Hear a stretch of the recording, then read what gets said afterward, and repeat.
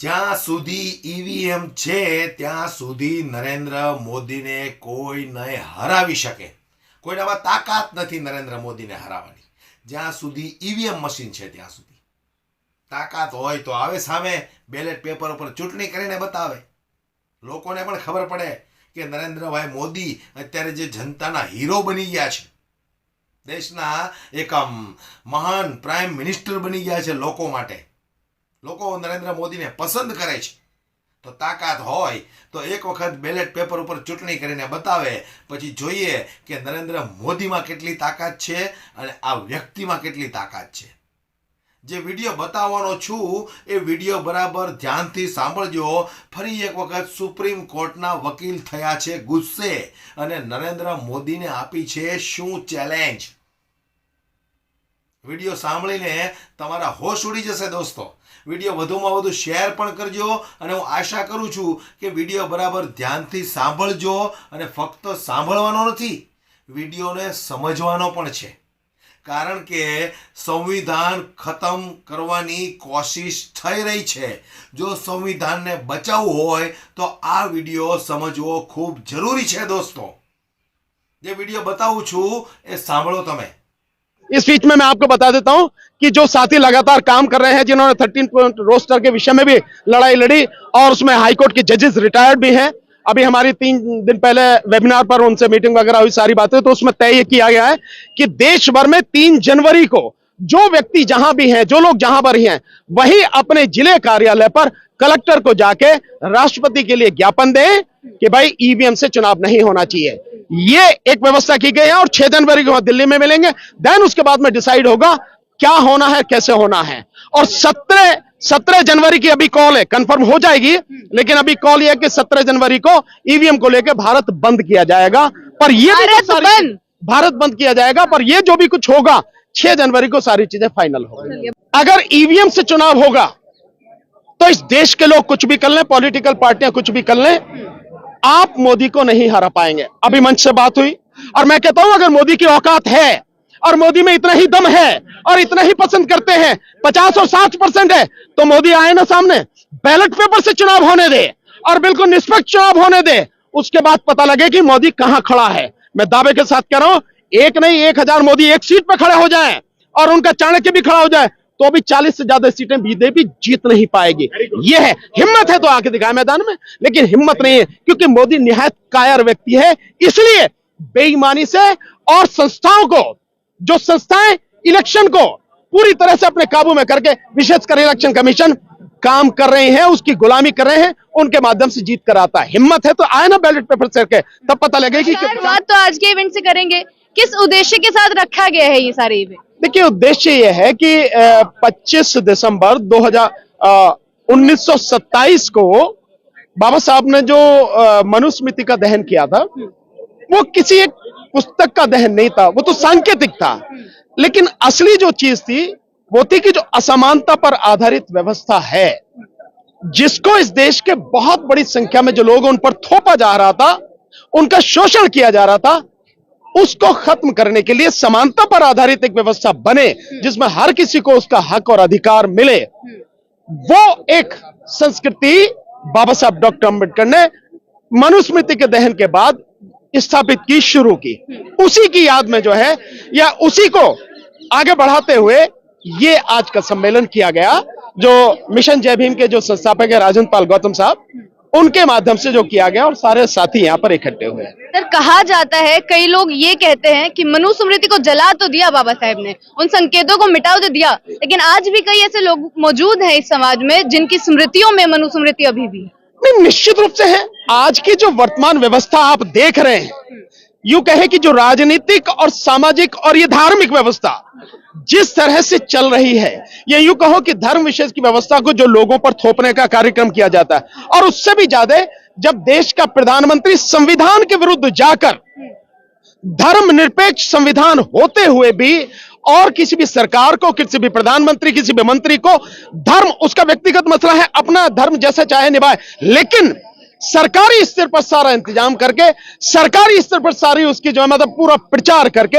एक धर्म विशेष को स्थापित करने का काम प्रधानमंत्री कर रहा है, तो इससे बड़ा देशद्रोह, इससे बड़ा संवैधानिक द्रोह और इस जनता की पीठ में छुरा भोंकना और क्या हो सकता है। तो वह व्यवस्था लगातार है, वो जिस बात को कह रहे हैं उसी बात के खिलाफ तो बाबा साहब ने ये सब कुछ किया था कि समानता पर आधारित एक संविधान बने और देश के लोगों को उनका अधिकार मिल जाए, व्यवस्था ऐसी हो। लेकिन देश का वर्तमान प्रधानमंत्री और देश की सरकार लगातार उस समानता के अधिकार को छीन रहे, बल्कि लोगों के हर अधिकार को छीनने का काम कर रहे हैं। तो वह व्यवस्था आज भी है। और जो संगठन ये कहता था कि हम तो सांस्कृतिक संगठन है, सामाजिक संगठन है, वो देश में सबसे बड़ी राजनीति करके देश का बेड़ा गर्क करने पर तुला हुआ है। आरएसएस की बात कर रहा हूं मैं। वो तो समझ ही पा रहे हैं, लेकिन सर आज ऐसा दिन है जब हम असमानता को मिटाने पर समानता जब व्यापक हुई देश में उसको मना रहे हैं। दूसरी तरफ ऐसे बयान देश में आ रहे हैं, विवेक बिंद्रा का बयान आपने सुना होगा, किस तरीके का बयान है, किस सोच से वो दिया गया है, और आज की डेट में भी ऐसे बयान आना, फिर कहां तक समानता हम पा पाए हैं? नहीं देखिए, सोच उनकी वही है, सोच वही है। कई बार हिम्मत नहीं होती आपके सामने कहने की, लेकिन कभी कभी वो आपे से बाहर हो जाते तो ये सारी बात कहते हैं। वैसे इन लोगों का इंतजाम है ऐसा, ये है कि इनको पकड़ के कुटाई करी जाए। सबसे बढ़िया इनका तरीका है, जो लोग देश में इतने बड़े समाज को गुलाम करने की बात कहते हैं, उसकी बुद्धि को, उसके साहस को, उसकी योग्यता को इतने नीचे करके आंकते हैं, उन लोगों का कोई इंतजाम नहीं है। या तो आप उन्हें इग्नोर कर दीजिए या उन्हें ठोक पीट के सीधा कर दीजिए, यही है इनका इंतजाम, और कोई इंतजाम नहीं है। आपने एक ऐलान किया है सर स्टेज से, पहले भी आपसे रूबरू हुए थे 6 जनवरी को लेकर, अब तारीख भी डिसाइड हो गई है, जगह भी डिसाइड हो गई है, होने क्या वाला है 6 तारीख को? देखिए बहुत सीधा, हमने तो बहुत साफ कह दिया, अगर ईवीएम से चुनाव होगा तो इस देश के लोग कुछ भी कर लें, पॉलिटिकल पार्टियां कुछ भी कर लें, आप मोदी को नहीं हरा पाएंगे। अभी मंच से बात हुई और आप भी देख रहे हैं, 2022 में चुनाव हुआ उत्तर प्रदेश का विधानसभा का। उस विधानसभा चुनाव में जो पोस्टल बैलेट से गिनती हुई, उसमें 309 सीटों पर, 403 में से 309 सीटों पर समाजवादी पार्टी आगे थी। लेकिन जब ईवीएम से गिनती हुई, बिल्कुल 180 डिग्री पे घूम गया सारा सब कुछ और कहानी खत्म हो गई। ठीक इसी तरह से अभी जो चुनाव हुए 5 राज्यों में, मध्य प्रदेश में 230 में से 199 सीटों पर पोस्टल बैलेट में कांग्रेस आगे थी, और उसके बाद में जो कुछ हुआ है आप देख रहे हैं, 180 डिग्री पर घूम गया और कांग्रेस का बिल्कुल एक तरह से कहां 67 पे आके खत्म हो गई। सो इस बात से बिल्कुल साफ है कि ईवीएम में घोटाला है। और वैसे भी जैसे मैंने कहा कि जब पढ़े लिखे लोग नहीं जानते, सुप्रीम कोर्ट के जजेस और नीचे तक जितने भी पढ़े लिखे वो नहीं जानते, अनपढ़ आदमी क्या जानेगा। एक बात कही जाती है कि बैलेट पेपर से बूथ कैप्चरिंग होती है, क्या बूथ कैप्चरिंग इस ईवीएम से नहीं होती है? यहां तो बैठे ही बैठे पूरे देश के वोटों को जो लूट लिया जाता है। और इसके अलावा भी आपने देखा होगा, आपके पास वीडियोस आती हैं कि एक व्यक्ति खड़ा है मशीन के पास में, दूसरा जो गरीब आदमी जा रहा बेचारा वोट डालने, उसको भगा देते तू जा, और वो वहीं खड़ा हुआ जो है वो व्यक्ति जो भाजपा का होता है वो दबा देता है, बटन दबा देता है, कहानी खत्म हो गई। ये स्थिति है आज की तारीख में। सो उस व्यवस्था से चुनाव नहीं होना, जो व्यवस्था पारदर्शी नहीं है।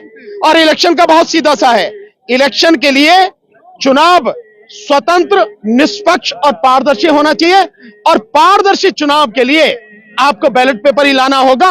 वो किसी भी हालत में, वो पारदर्शी चुनाव जो किसी भी हालत में ईवीएम से नहीं हो सकता। सर एक तरफ आप मोदी जी को लगातार चेतावनी दे रहे हैं, लगातार चैलेंज करते हुए दिख रहे हैं जितनी बार आपसे बात हो रही है, दूसरी तरफ बीजेपी और मोदी सरकार इतने बड़े बड़े दावे कर रही है 2024 को लेकर, सीधा सीधा बोला जा रहा है कि 50% से ज्यादा वोट लेकर आएंगे। नहीं, 50% तो एक अलग बात। आप इससे बड़ी गंभीर परिस्थिति देखिए कि पार्टी के कार्यालय में जिस समय पार्टी कार्यकर्ताओं को मोदी संबोधित कर रहा है, उस समय वो कह रहा है कि इस बार सारी सीटें जीतेंगे, सारी सीटें, यानी 543 लोकसभा सीटें। मैं समझता हूं ये इस देश के लोगों के सामने चुनौती है। इस देश के लोग इस चुनौती को कैसे लेते हैं? आज की तारीख में जिस व्यक्ति को इस देश में 85% लोग, 80 से 85% लोग किसी सूरत पसंद नहीं करते, वो आदमी ये दावा कर रहा है कि सारी सीटें जीतेगा।